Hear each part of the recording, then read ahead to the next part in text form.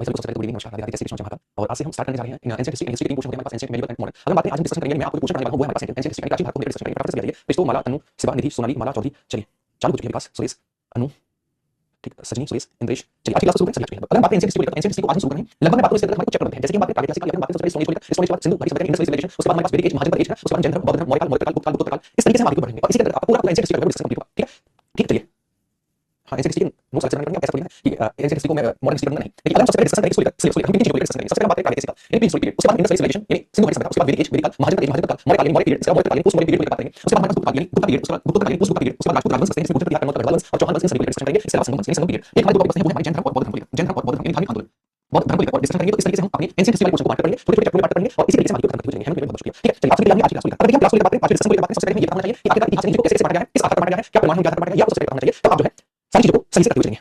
ठीक है, चलिए अगर हम बात करें देखिए चीजों को समझिएगा। सबसे पहले मैंने आपको बांटा, इसको लेकर मैंने बांटा आपको इतिहास को तीन भागों में बांटा, हिस्ट्री को मैंने तीन भागों में बांटा, हिस्ट्री को तीन भागों में पढ़ेंगे। मतलब आधार क्या होगा, यदि आप आधार को लेकर बात करेंगे तो आधार को लेकर बात करें तो हम तीन पोर्शन में बांट करते हैं। एक हमारे पास आता है प्री हिस्टोरिक पीरियड, एक आता है हमारे पास सबसे पहले आता है pre historic period, prehistoric period, उसके बाद semi historic period, semi historic period period, और उसके बाद हिस्टोरिक पीरियड, हिस्टोरिक पीरियड।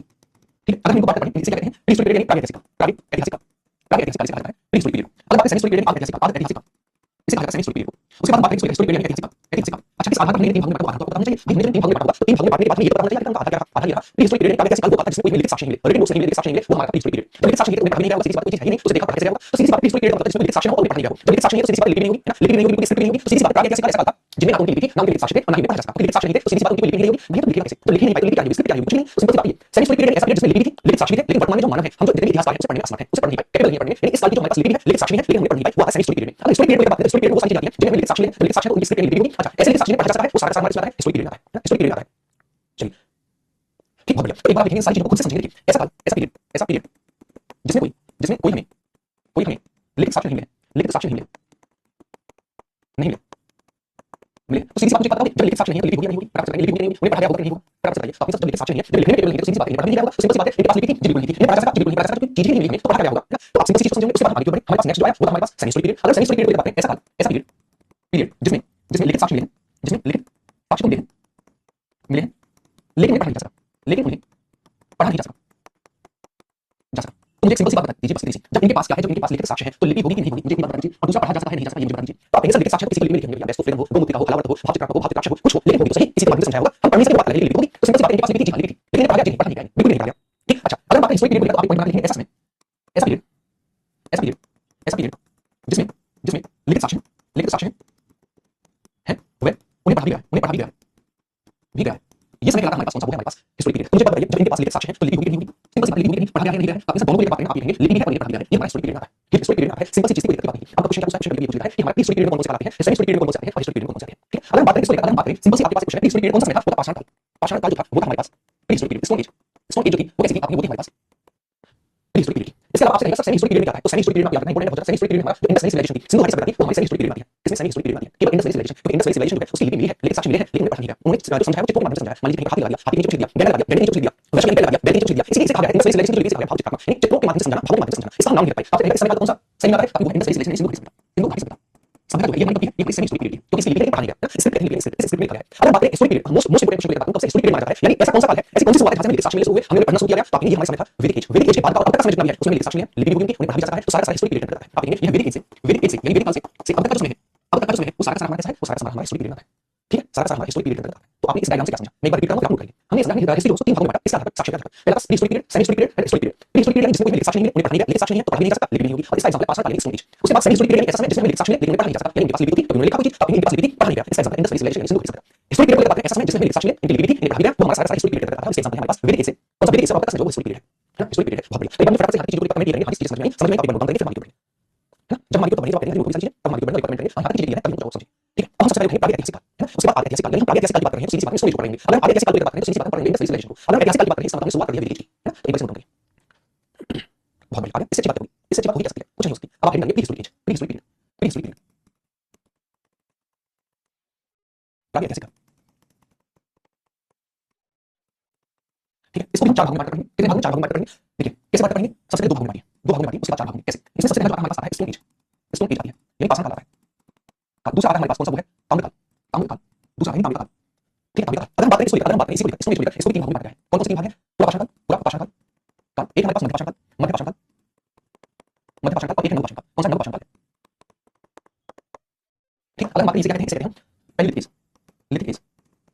मध्यपाषाण काल यानी मेसोलिथिक एज, और ये हमारे पास नवपाषाण काल यानी न्यूलिथिक एज। ये तीन पोर्शन में हम बात करते हैं, तीन पोर्शन में बात करते हैं। ठीक, बहुत बढ़िया। अगर हम सबसे पहले उठाएंगे तो क्या उठाएंगे? सबसे पहले उठाएंगे पुरापाषाण काल, उसके बाद नवपाषाण काल, उसके बाद नवपाषाण काल, तीनों को डिस्कशन करेंगे। कभी-कभी समय काल पूछा जाता है, समय को बैठ के पूछा जाता है कि समय काल क्या करें? है ना? क्या करेंगे समय काल में? तो अपनी जो हमारे पास पुरापाषाण काल है, इसका जो समय काल है वो है हमारे पास 25,000 बीसी से हमारे पास 10,000 BC तक, 10,000 BC तक है। ठीक है, ये हमारे पास समय काल है। उसके अलावा हम बात करें मध्यपाषाण काल को लेकर 10,000 BC से 4,000 BC तक समय जो है वो है हमारे पास मेसोलिथिक एज का। इसके अलावा बात करें तीसरा, वो है 10,000 BC से 10,000 BC से 1,000 BC तक, 1,000 BC तक जो समय है उसे माना जाता है इसके अंदर। आप एक चीज समझेंगे, आपको अगर मैं ना आपको अगर मैं क्वालिटी इज नॉट बेटर। अच्छा रुको, डीएसएलआर लगाता हूँ आपके लिए, इसको भी आप देखने मैं पढ़ने आऊंगा। ठीक है, चलिए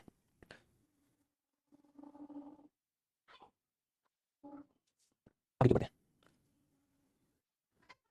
ठीक, अच्छा अगर हम बात करें इसको लेकर, सबसे पहले आप एक चीज देखो, यहाँ पर 10,000 BC 4,000 BC और यहाँ पर भी हमारा 10,000 BC 1,000 BC। कभी ऐसा होता है, मान लीजिए आप आज दिल्ली में रह रहे हैं, मुंबई में रह रहे हैं, कोलकाता में रह रहे हैं, तो आप डेवलपमेंट देखेंगे। क्या देखेंगे? डेवलपमेंट देखेंगे। जब डेवलपमेंट देखेंगे, क्या वो डेवलपमेंट हर जगह समान है? बिल्कुल भी नहीं। क्यों नहीं है? क्योंकि आज हमारा डेवलपमेंट है, आज हमारा खाने की चीजें हैं, आज हमारा ट्रांसपोर्टेशन की चीजें हैं, लेकिन कई जगह ऐसी हैं जहाँ पर लाइट नहीं है। तो इसका मतलब जहाँ डेवलपमेंट जरूरी है उसी समय पर हर जगह डेवलपमेंट जी नहीं, बहुत जगह ऐसी जहाँ डेवलपमेंट लाइट नहीं है, पानी नहीं है। उसी तरीके से ये समय जो है हमारा ये डेवलप नहीं हो रहा था और डेवलप नहीं था। ठीक है, तो आप एक चीज देखेंगे, ये समय का इसको आपको देखने का। ठीक, ये आपको देखने के लिए अलग मेरा समय का याद रखेंगे, ये पैसे जो मांगा है। अच्छा सबसे पहले हम इसमें बात करें, इसमें हम बात करें सबसे पहले आप हेडिंग डालिएगा, वो है हमारे पास पहली चीज, पहली चीज, पहली चीज यानी पूरा भाषण का, पूरा भाषण का। अब चीजों को समझने की कोशिश करिएगा। देखिए अगर भाषण का बात करें, सबसे पुराना काल है भाषण का। इसके अलावा ठीक है, इसके अलावा हम बात करें, ठीक, इसके अलावा हम बात करें, इसको लेकर भाषण काल को लेकर, भाषण काल जो था हमारे पास, कौन सा भाषण काल जो था हमारे पास, इसके जो लोग थे क्या हुआ? देखिए इसके जो लोग थे हमारे पास, ये कैसे थे? आर्किटेक्ट यानी शिकारी थे, आर्किटेक्ट यानी शिकारी थे। अच्छा शिकार करते थे, आदमी कुछ यहाँ पर हो गई थी, लेकिन उसका प्रयोग करना नहीं आया। कैसे? आपके हाथ में बाइक वापस नहीं लेकिन आप चलानी नहीं आया, तो इसका मतलब आपके में है दूसरी चीज, लेकिन आप चलानी नहीं थी। तो उन्होंने खोज पड़ी, लेकिन उसकी यूज क्या है वो नहीं जान पाए। तो आपसे ऐसा कौन सा काल है जिसमें आपकी खोज होती थी? पूरा भाषण काल, लेकिन भाषण काल में आपकी खोज होती थी, लेकिन उसका व्यवस्थित रूप से प्रयोग नहीं हुआ। दूसरा, ये लोग शिकारी थे, मात्र शिकारी, शिकार करते थे केवल, खेती नहीं जानते थे। अच्छा खेती नहीं जानते तो सीधी सी बात, एक बात बताइएगा, अगर कोई इंसान खेती नहीं जान रहा है तो खेती करने के लिए हमें खेत को जोतना पड़ेगा, आज तो ट्रैक्टर है हमारे पास, उस समय तो बैलों से जोती जाती थी, बैलों से जोतते किसी पशु से जोता है ना। तो एक बात जो जब ये खेती नहीं कर रहे हैं तो इनके पास बैल ये सारी चीजें नहीं होंगी, तो इसका मतलब इनके पास पशु नहीं होंगे, तो इसका मतलब पशुपालन नहीं करते होंगे। जब खेती नहीं करते तो पशुपालन नहीं करते होंगे, जब खेती नहीं कर रहे हैं पशुपालन नहीं कर रहे हैं, तो एक जगह पे एक चीज बताइए, आप खेत बोते हो, एक फसल कटाई मिनिमम 3 से 4 5 महीने 6 महीने होता है। तो अगर आप एक जगह पर खेती करोगे उसे खाने के लिए, जब तक फसल पकेगी उसे भरना पड़ेगा, जब तक उसे उखाड़ रखने का उसे निकाल रखने का, तो आप एक जगह पर जब आप एक जगह पर इसका निवासी शुरुआत हुई। तो इसका मतलब क्या है? जब खेती नहीं कर रहे हैं तो इनके पास पशु भी नहीं है, पशुपालन नहीं है, जब पशुपालन नहीं है, खेती नहीं कर रहे हैं तो एक जगह पे नहीं, तो एक जगह बन जाऊंगा या बन जाऊंगा ना। इसका निवासी शुरुआत नहीं हुई थी ना, इसका शुरुआत इसका निवासी शुरुआत नहीं हुई थी। ठीक है चलिए, ठीक है चलिए, तो एक बात मुझे लिखेंगे, सिंपल चीज ये कैसे थे? आप ये जो है आर्किटेक्ट थे, कैसे आर्किटेक्ट आर्किटेक्ट थे? आर्किटेक्ट का मतलब होता है, आपने आर्किटेक्ट का मतलब शिकारी, शिकारी थे। ठीक है, तो क्या आर्किटेक्ट थे? भाषा का उपयोग शिकारी करते थे। आपसे पूछ ले उनका जीवन कैसा बन जाएगा? यायावर जीवन था, यानी एक जगह पर खेलते थे, आपकी यायावर जीवन, यायावर जीवन, यायावर जीवन घुमकर जीवन, घुमकर जीवन, घुमकर जीवन जीते थे। तो वो थे हमारे पास पूरा भाषा का उपयोग। इसके अलावा पशुपालन करते थे जी नहीं, पशुपालन नहीं करते थे, पशुपालन नहीं करते थे, नहीं करते थे। आप जब पशुपालन नहीं करते हैं तो इसका सीधा सा क्या है? तो ये खेती नहीं करते हैं, आप जो खेती करते थे, खेती नहीं करते थे, खेती नहीं करते थे, करते थे। तो आप यहाँ से ये समझिए कि हम अगर बात करें कि लोग खेती नहीं करते थे, सीधी सी बात, पशु नहीं थे, जब पशु नहीं थे इसका जीवन नहीं था, यायावर जीवन घुमकर जीवन था। इसके अलावा हम बात करें आर्किटेक्ट यानी शिकारी थे, शिकार किया, शिकार किया, तो ये ऐसा हो सकता है कि शिकार किया लेकिन दो दिन खाना मिला, 3 दिन खाना मिला, 3 दिन खाने नहीं मिलेगा, सीधी सी बात में खाने को संग्रह करके रखना पड़ेगा। तो इसका मतलब खाद्य संग्राहक थे, खाद्य संग्राहक मतलब खाने को संग्रह करते थे। अगर हमें बाई चांस 2 दिन खाना मिला तो हम कम से कम इस खाने को बाद में खाएंगे। तो ये आर्किटेक्ट थे, साथ ही साथ खाद्य संग्राहक भी थे, खाद्य संग्राहक, संग्राहक थे यानी खाने को इकट्ठा करके रखने वाले, सुरक्षित रखने वाले, सुरक्षित रखना खाने को, ठीक है, खाने को सुरक्षित रखना इनका काम था। तो ये इस समय काल में जब ये एक जगह रुके नहीं, खाने को संग्रह करना पड़ेगा। आज यहाँ पे लगभग मिला, शिकार मिला, पशु मिला नहीं मिला, तो इस तरीके का जीवन था। इसका पूरा भाषण काल होगा। इसके बाद उन्होंने क्या खोज की थी? आप एक पॉइंट लिखेंगे, जो सबसे इंपोर्टेंट बनता है, आप लिखेंगे इस समय काल पर, इस समय पर आपकी खोज हो गई थी, आपकी खोज हो गई थी, हो गई थी, लेकिन लेकिन उसका प्रयोग, लेकिन उसका व्यवस्थित प्रयोग, व्यवस्थित प्रयोग करना नहीं सीखा, नहीं सीखा, नहीं सीखा।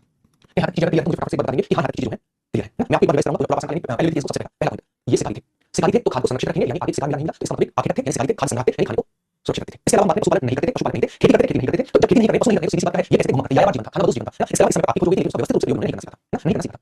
ठीक, तो एक बार फटाफट से इन सारी चीजों को पहले लिख होता हूं, तब हम आगे बढ़ेंगे। अब हम देखते हैं जो हमारे पास पूरा भाषण काल है उसके साक्ष्य क्या है, कहां से मिले। तो पहले से नोट करिए, फिर आप करेंगे पूरा भाषण काल के साक्ष्य, पहले देखिए साक्ष्य।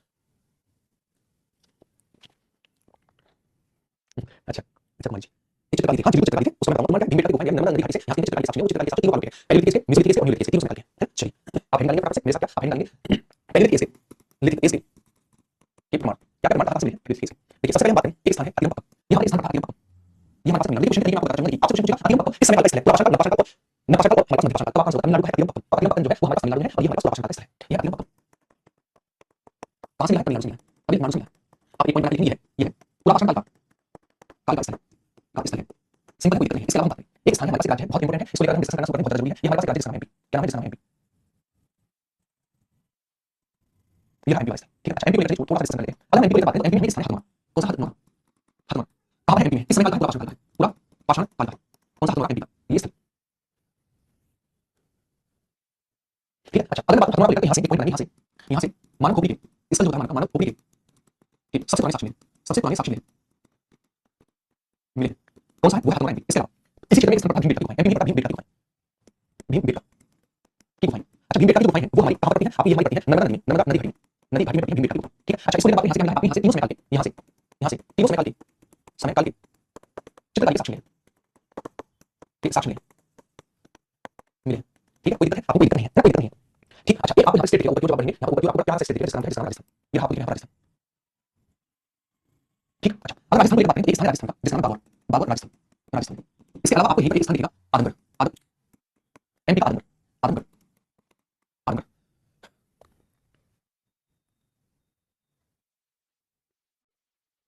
चलिए इसे छोड़िए,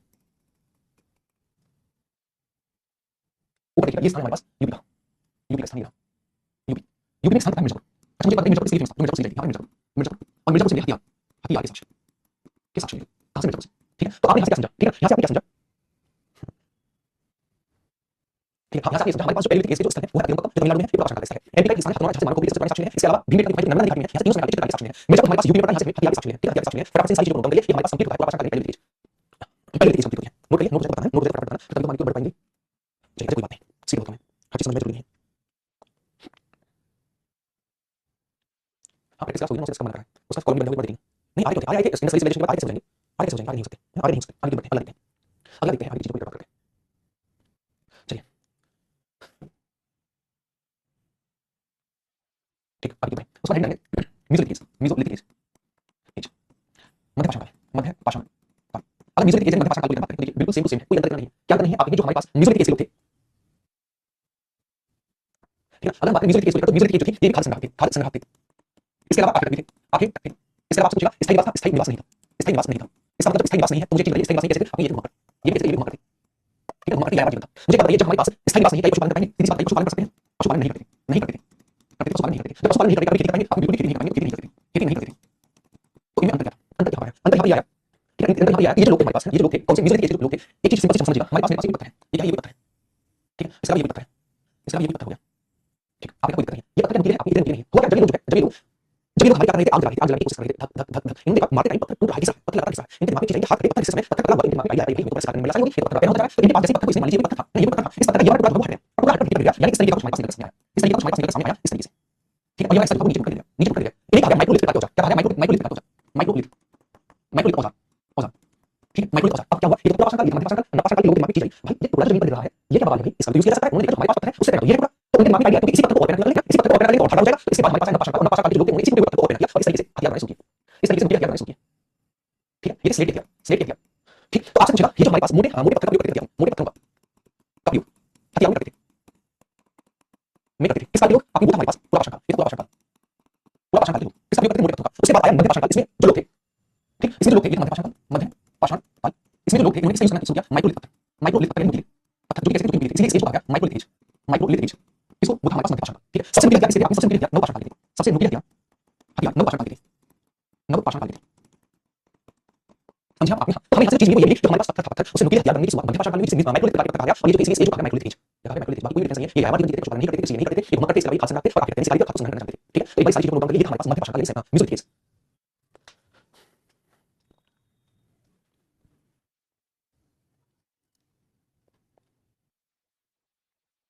म्यूजिक एज पीरियड पशुपालन में लिखा है, पशुपालन, oh sorry sorry flow flow में एक चीज कर लीजिएगा, मिस्टेक से बोल रहा हूँ। पशुपालन की यहाँ शुरुआत हुई थी, पशुपालन की शुरुआत हुई थी, हुई थी।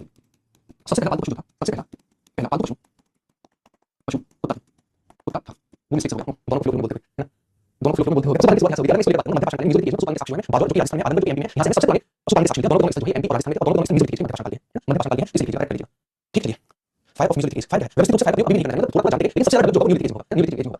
चलिए इसे कर लीजिएगा, यहाँ तक चीजें अच्छा। अगर हम बात करें किस लोगों की, किसको तो आपसे पूछेगा इसको जो हमारे पास मध्य पाषाण काल के स्थान के बारे में। अगर हम सबसे पहले बात करें तो पशुपालन को लेकर बात करते हैं, सबसे पहला स्थल आता है यहाँ पर एमपी, यहाँ पर सबसे पहला स्थल आता है ये था एमपी, और एमपी से लेकर बात करें तो एमपी में स्थान है, एमपी का एक राजस्थान, ऊपर वाला राजस्थान और राजस्थान। अगर एमपी और राजस्थान को लेकर बात करें तो यहाँ पर था आदमगढ़, आदमगढ़, और यहाँ पर था बागौर, बागौर, बागौर कहाँ पर था? राजस्थान में था, राजस्थान में था। और हमारे पास आदमगढ़ कहाँ पर था? एमपी में था, कहाँ पर? एमपी में था। और इन दोनों स्थलों से क्या मिला? पशुपालन के सबसे प्राचीन साक्ष्य, पशुपालन के सबसे पुराने साक्ष्य, सबसे पुराने साक्ष्य मिले वहाँ से आदमगढ़, एमपी और बागौर राजस्थान से, है ना।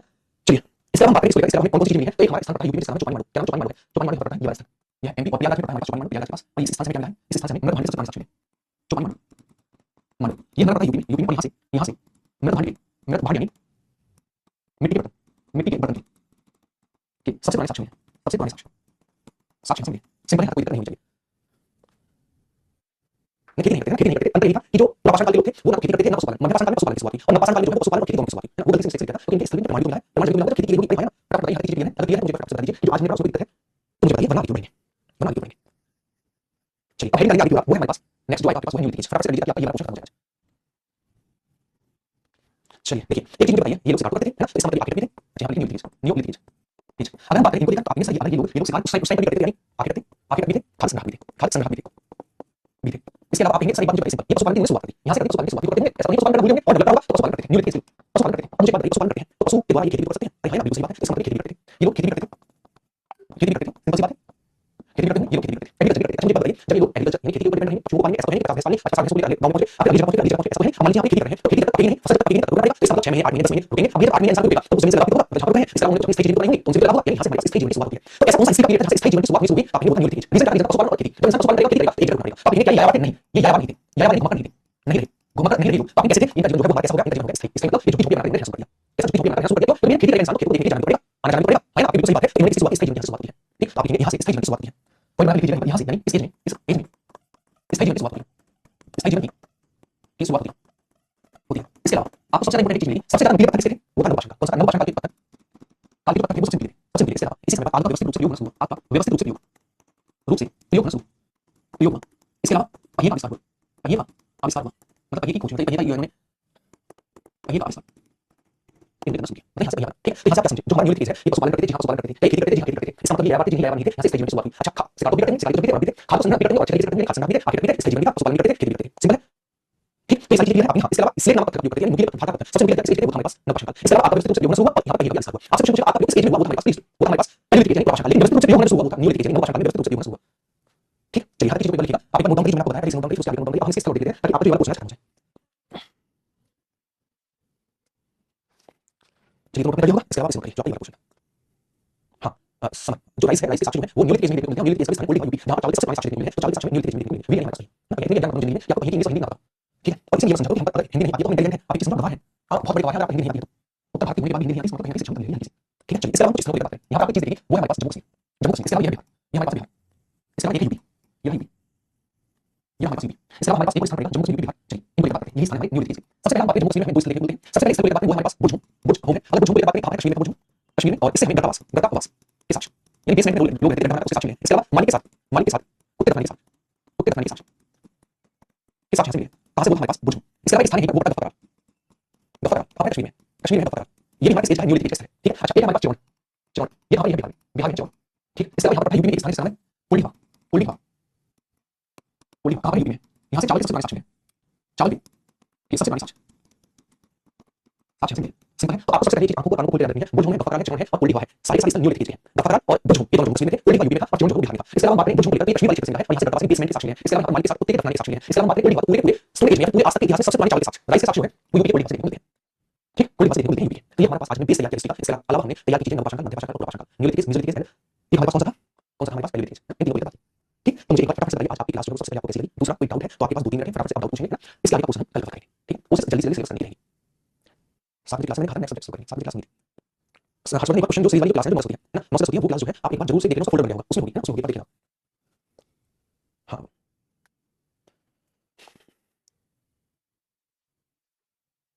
अच्छा चलिए मास्टर वाली क्लास जी, हाँ सोनिया को दिखाएं, चलिए बहुत बढ़िया तीसरी बहुत मुश्किल, चलिए कल क्लास में देखिए, कल सेम टाइम सेम अगले दिन हम मिलेंगे, है ना? चलिए और कल क्या होगा, अब बाकी क्लास क्वेश्चन वाली मिली वो इनको देखिए, जो फोल्डर बन गया मुझे बताया है और इसके बाद उसे देखना वरना आप इनको देखना, कल देखिए, कल मैं बैठ के और चीज वाली से एक भी नहीं समझ को पढ़ा उसको रखना, याद रखिए, चलिए समझ आएंगे क्लास, ठीक है? कल देखिए।